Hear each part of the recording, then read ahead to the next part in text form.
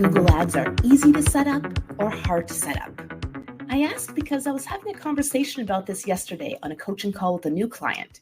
She's been working with Google Ads for 12 years, so she's also an expert, but she wanted me to come in and put some fresh eyes on an account she was having trouble with.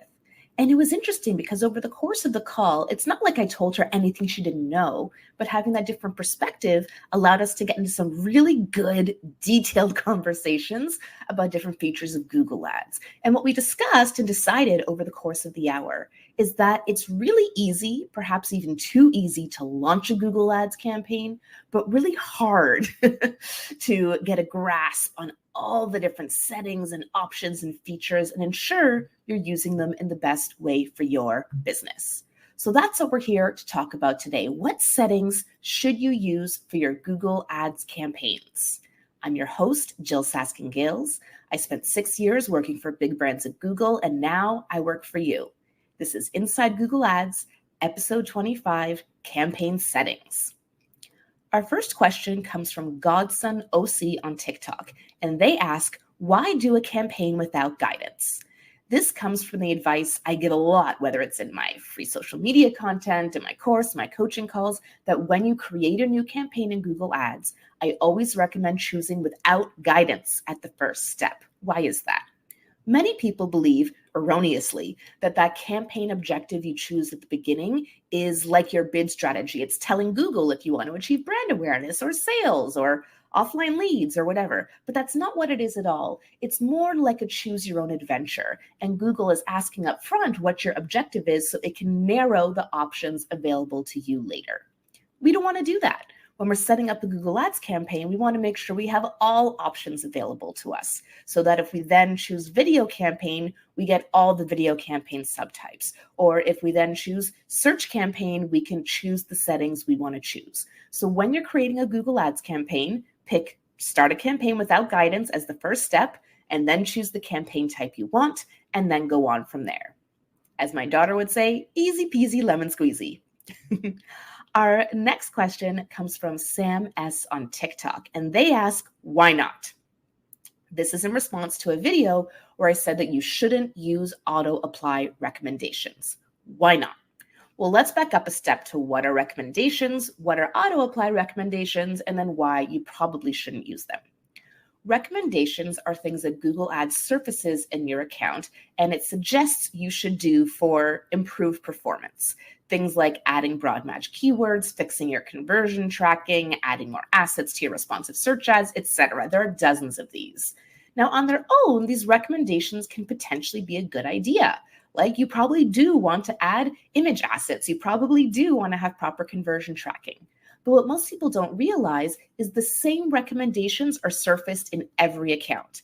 They are customized to your account. So for example, if you already have image assets, it won't say to add image assets because you have them already, but there's like a set library of, 40 to 50 of these, and Google checks all accounts and recommends the same ones everywhere. So some of them are pretty innocuous, but some of them, like changing all your keywords to broad match or adding new keywords or changing your bid strategy, can have a huge impact. That's not necessarily what's best for your business. So I do recommend you look at the recommendations. They can be helpful and you can accept or dismiss based on your judgment. Now, if you have auto-apply recommendations turned on, that gives Google Ads permission to automatically apply, to basically accept all the recommendations it wants to. And this can potentially wreak havoc on your account if you see that all of a sudden, or maybe you won't even notice, oh, Google's just added 100 new keywords, or oh, Google's just created a whole new ad for you. It could have good results, but it could have disastrous results. And we don't want that. We like to have, at least a little bit of control over our campaign. So for that reason, I don't recommend using auto-apply recommendations. Before we get to our third question today, a quick reminder that you can get the transcript of Inside Google Ads episodes delivered to your inbox every Thursday. Sign up for free at free.jyll.ca. That's JYLL.ca. And at that same link, you could also sign up for my monthly Google Ads newsletter or my monthly small business marketing newsletter if either of those interest you as well. Our third question today comes from Browsers on TikTok, and they ask, do you always use 7-day attribution for Google? No, I don't use 7-day, but let's back up. What is attribution? Attribution is how you give credit to various marketing initiatives for driving results for your business. Let me give you a practical example. And in something very rare for me, I'm going to use a sports analogy here. So let's say you're playing hockey and player 1 passes the puck to player 2, and then player 2 scores a goal, right? So player 2 scored the goal, player 1 assisted by passing the puck to them. So how do we give credit? Who gets credit for that goal? Well, on player 2's stats, it's going to say that they are the one who scored the goal. But we acknowledge that player 1 also deserves some credit for that, because if they hadn't passed the puck to player 2 would have never had the puck in the first place to score that goal. So player 1 might get what's called an assist. Sorry if my hockey terminology is not right. Don't kick me out of Canada. And so similarly, let's replace player 1 with Google Ads and player 2 with Meta ads. So let's say a user searches for something, they click on a Google ad, go to a website, and leave. The next day, an ad is served to them on Instagram. They click on that ad, and then they convert. They buy. So Instagram ads would get the last click attribution for that purchase, because that was the last click the user did before purchasing. But we know, like, Google Ads probably also deserves some credit, because if they hadn't clicked on the Google ad in the first place, then they wouldn't have been on the remarketing list for them to get served the Instagram ad. So if we were using a first click attribution, we would say, you know what, Google Ads gets all the credit for that. Google Ads drove the conversion, Meta ads didn't. That's first click versus last click. Those are two of the variety of attribution models you can use. Now let's take this a step further. If we were to look in the Google Ads interface, we would see that there was a Google ad click on one day and the next day a purchase. And Google would say, I did that, I get all the credit, because Google can't see the meta that happened, right? It just sees itself and then the purchase. So Google's going to say, I drove conversion. Now, if you were to look in your Meta ads interface, Meta would say, hey, someone clicked on my ad and then converted. I get the credit for that, because Meta doesn't see the Google ads click that happened the day before either. So Google's going to say it drove a conversion. Meta's going to say it drove a conversion. That's two conversions, but only one purchase actually happened. Now, if we look in Google Analytics, or a tool that can see everything, Google Analytics would see the Google ads click and then the Meta ads click and the purchase. And depending what attribution model you choose there, it'll designate that accordingly. For most of the years of digital marketing, last click was what we used, because it was the easiest to see the last click that happened before purchasing, right? So in a last click world, Meta ads gets all the credit. In a first click world, Google ads would get all the credit. There's a linear attribution model, and that assigns credit equally. So we would say 50% to Google, 50% to Meta. There's a time decay attribution model, which means those touch points that happen closer to conversion get more credit. So maybe with time decay, Google ads would get 1/3 of the credit and Meta ads would get 2/3 of the credit. But all that to say, what most people use now, the default in Google ads, is something called data-driven attribution. DDA. And this is really misunderstood. Most people just say, oh, DDA, yeah, it uses machine learning to figure it out. And that's true, but it does something really compelling. So let's go back to our hockey example of player 1 and player 2. Player 1 passes to player 2 scores the goal. What data-driven attribution does is it looks at the rest of player 1's stats. It says, okay, how many other times did player 1 pass the puck to someone? And how many of those resulted in a goal? And how many of those didn't result in a goal? And then what about when player 1 is the one who actually scores the goal? Or what about when player 1 actually hit the puck towards the goal and it didn't go in? So it's looking at all these different scenarios to determine the likelihood of the impact of player 1's contribution. And it does the same for player 2. It says, okay, player 2 scored this goal. How many attempts does player 2 make on net? How often does it go in or not? How is that different when player 2 gets an assist versus when player 2 gets the puck on their own and then shoots it in? How about when player 2 gets an assist from player 1 versus when player 2 gets an assist from player 3? And again, it's not just looking at the converting paths, it's looking at the non-converting paths, all the times they missed the goal, to judge how important player 1 and player 2's contributions are.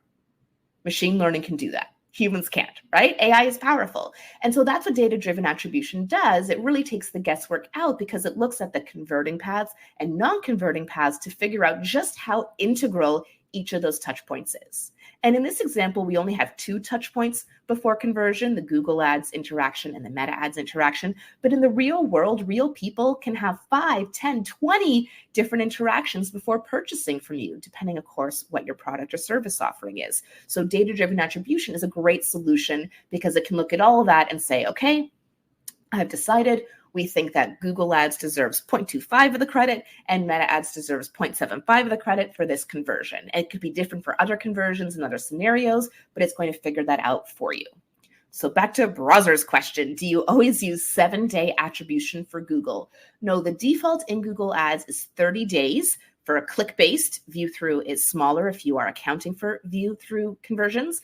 And I usually use 30 days. I don't usually change that. It can really depend on your business. And the best way to know is to see if there's a conversion lag, meaning a time delay between when someone clicks on your ad and when they actually convert. So for example, one business that I'm advising, there can be up to a 20-day conversion lag between when someone clicks the Google ad and when they actually make the purchase. So I want to make sure that I have an attribution window of at least 20 days. In this case, we have 30 days to account for that. Whereas if I were working with another business where when someone clicks on the ad, they tend to convert same day, I could potentially use a smaller attribution window. People who work in Meta Ads or TikTok ads or other kind of social ads often have smaller windows like 7 days or even 1 day, because often those work on a view through attribution. So it means that someone may not click on the ad, they just see the ad in their feed, and then they go look up the website themselves or something and then convert. So lots of nitty-gritty you can get into here around attribution, but I generally stick with the default Google Ads settings, which is 30-day click attribution and a data-driven attribution model. All right, today's Insider Challenge is based on a real client situation that my colleagues and I faced when I worked at Google. You would all know the name of the company this is based on, so I won't say it. I don't want to get in trouble, but here's the challenge. Say you have a client who is a high-growth startup. Their goal is to scale as large as possible, as fast as possible, and their budget is seemingly unlimited, at least the largest you've ever managed. Wouldn't that be nice? Would this change how you think about the attribution model? What attribution model in Google Ads would you consider? And for this example, let's just pretend DDA is not an option, because for most scenarios, I'll say, yeah, data-driven attribution. Let's say that that's not around. What would you choose? First click, last click, time decay, linear, something else? You can participate by sending me your response to this challenge or any episode's challenge. The beauty of the Insider Challenge is there's no right or wrong answer, just an opportunity to stretch your brain on real-life Google Ads problem solving. Shoot me an email at thegooglepro@jyll.ca, that's JYLL.ca, or send me a voice note in my Instagram DMs. I'm _Google_pro on Instagram. Last episode's challenge was this. How would you reach dental hygienists using Google Ads? And this was a real scenario I faced with a client a couple years ago. So here's how I would go about this. I would start by Googling it. So I Googled dental hygienist to see what kind of stuff came up, what the suggested searches were, what the people also asked were. And I noticed that most of the searches were about people who want to become a dental hygienist, looking for training programs or how much they make. And so I don't want that. That is not my audience of people thinking of becoming a dental hygienist. That's almost like negatives, right? I want people who are dental hygienists. So that was a good thing for me to see for some potential negatives I might need to have around kind of training and salaries and things like that. So I looked at the Wikipedia article about dental hygienists and what dental hygienists do, and it mentioned a procedure called periodontal charting, which is something they do. And so I Googled that and found a website called periotools.com. And this looked like a site that dental hygienists would use to help them with their periodontal charting. So one potential input already for a custom segment, either via search terms or via websites they visit. Next, in the Wikipedia article, I saw that some dental hygienists also perform x-rays as well. And I would imagine if you're a dental hygienist who can also do radiography, as it's called, you probably would make more money. So I looked at training programs for that, dental radiography training. That is something that unless you're already a dental hygienist, you probably wouldn't search for the additional dental radiography training. So that would be a training program that dental hygienists might search for, something else to add to our custom segment. And then one more thing I saw in the Wikipedia article in the timeline of dental hygienists is that there is an American Dental Hygienists Association, the ADHA, and there are equivalents in many other countries as well. So I went to that website, and I thought this would also be a great thing for inclusion in our custom segment. So this was just 2 minutes of Googling. I found a bunch of search terms and websites I could potentially use in a custom segment that I could use to target dental hygienists. And if this were my client, I would spend more than 2 minutes. I would probably spend maybe 20 or so. I'd make a list of search terms of websites and apps that I want to target. And also if I came across anything I'd want to potentially have as a negative, like dental hygienist training programs, dental hygienist salary, those would be potential negative keywords for a search campaign. And then I present that back to my client and get their feedback on it. Because of course, my client probably knows dental hygienists much more than I do with my 20 minutes of Googling. What do you think? Would you consider the same things or something totally different? Shoot me an email at thegooglepro@jyll.ca, that's JYLL.ca, or send me a voice note in my Instagram DMs, _Google_pro. I'm Jyll Saskin Gales, and I'll see you next time inside Google Ads.